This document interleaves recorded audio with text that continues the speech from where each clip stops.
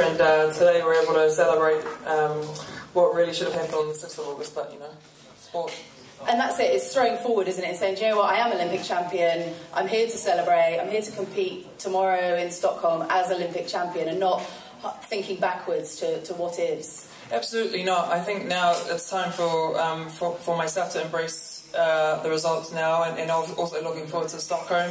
After the competition in London, I had some bit of downtime, and now I'm just sort of bounced back and ready to roll again for the rest of the Diamond League series, and looking forward for good performances and finishing off the season. And I can go home because I've been in Europe since March now, and it's a long time. So yeah. And tell us a little bit about competing in London. It must have been extraordinary, even in the mornings, in the heats. You were competing in front of 80,000 people. That's probably never happened before, has it? Yes, in China. Yeah. But I must say, London has to be one of the best Olympic Games I've ever competed in. The atmosphere was fantastic. In the morning, the stadium was packed. In the night, the stadium was packed. There was just roaring from left, right and centre, and that was just so, you know, the butterflies, you know, running through your body, because there was all these people screaming at every great British athlete that was running or throwing on that track, and I think that was quite amazing that they were able to pull that off, and I just congratulate them for their excellent work. Excellent. Okay, well, let's open the floor to questions now, please. Yes? You said you've been in Europe since this spring. How does it work to be so far away from home for such a long period? It's very difficult, but fortunately I have the support of my family. But I'm here for one reason, and that was to compete in the Olympics, and my eye was on winning the Olympic gold medal. My coach is based in Switzerland, so I'm based in Switzerland, and I have no regrets in doing that. I think it's worked out really, really well. But being away from home is hard. It's hard for the heart and the soul. But you know, at the end of the day and at the end of the season, I'm able to go back to loving arms and a loving family.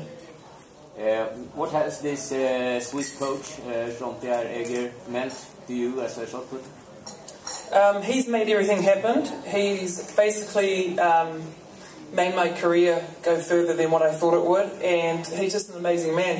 He loves me as an athlete, and he also loves me as a person, and we've worked really hard in the last 2 years to get me fitter, faster and stronger, which I think has worked. And with the results that have come out in the last 2 years, obviously things are going well for me, so I'm just very grateful that he was able to take me on. And as later, you know, he was about to retire, and he sort of come out and taken me on.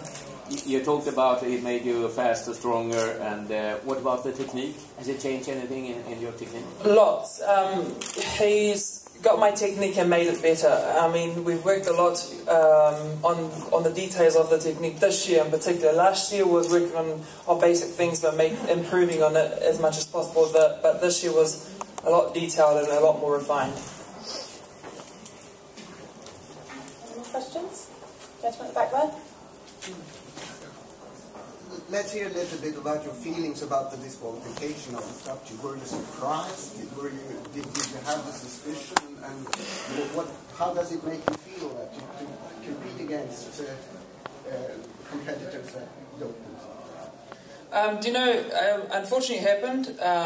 I didn't assume or anything like that. You know, what's happened's happened. But I'm just glad the system that has been put in place is working, and that they're cleaning up the sport as much as they can, and I think they're doing a really good job going forward. My feelings, you know, better late than never. She did rob me of the moment. My family was in the stadium, but we can't go back now. All I know is there's 4 million people in New Zealand that are very happy, and this gold means more to them, you know, as much as it is to me. So that's what's important. And now we could, you know, move on and look forward for myself going home with the celebrations that are going to be held. Yes, going back to New Zealand, I heard. Yes, I heard that there is some plans about the ceremonies, kind of a local. I understand it's much different than to get the medal in London, but have you heard any plans of that ceremony of gold medal presented to you somewhere in Auckland or in New Zealand? Is there going to be some kind of a official or locally official thing where you can see all your friends in New Zealand? I don't know when I'll get the medal, but I'm leaving that to obviously my Olympic committee and my management to deal with. But all I know is that with the medal, without the medal, there will be a massive celebration in New Zealand. So that's all. One thing I know for sure is that there's 4 million people and 60 million sheep in New Zealand that are going crazy. Okay. Oh, sorry, Jasmine. Do you think there's more to be done to stop the cheating in sports? I think what is put in place is working. It's just a matter of them continuing to do what they do, and all I can do is trust them to do their job, and I think they're doing a really good job so far. So, hey, it's happened obviously in the Olympics, and they're trying to clean it up, and I believe what they're doing is going well. Chris? You've competed many times before in Stockholm, but yeah. Straight after this, your first thoughts when you come into the circle here, what are they going to be? Smash the crap out of it. The same old saying I've said in other places before. My strategies coming into a competition never changes. From the Olympics, even to a Diamond League, I'm always out there wanting to give it 110%, and I'll be. My goal tomorrow is to break the stadium record.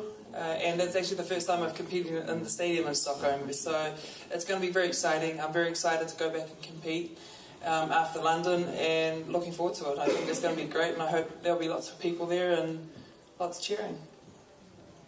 Okay, we'll take one more question. Thank you. You talked about how happy all the sheep in New Zealand will be. I wonder about, we all know that New Zealand is crazy about sports like rugby. Yeah. Could you tell us a little bit about your position in the New Zealand public eye compared to the rugby team? Or something like that? You're going to be a one-part member of that team. I probably could help them. But rugby is one of the big sports in New Zealand, and we do embrace it as a nation. We won the Rugby World Cup, and that's a big deal.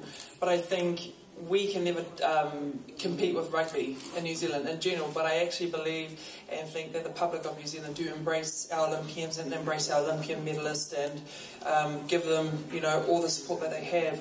Especially when I've seen video of our team landing in New Zealand, and there's so many people at the airport welcoming them home. So it's great because the All Blacks are right behind us. Even one All Black, Piri Wepu, suggested that I had the medal ceremony at a rugby game, and possibly the one in New Zealand, or probably the one in game versus England in England.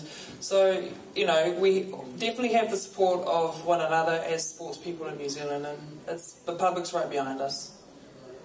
Okay, great. Thank you, everybody. We'll wrap up now. Simon will look after the one-to-ones that have been requested. And then after this, we'll have Thomas Majewski and Christian Campbell up on the stage. Thank you. Thank you.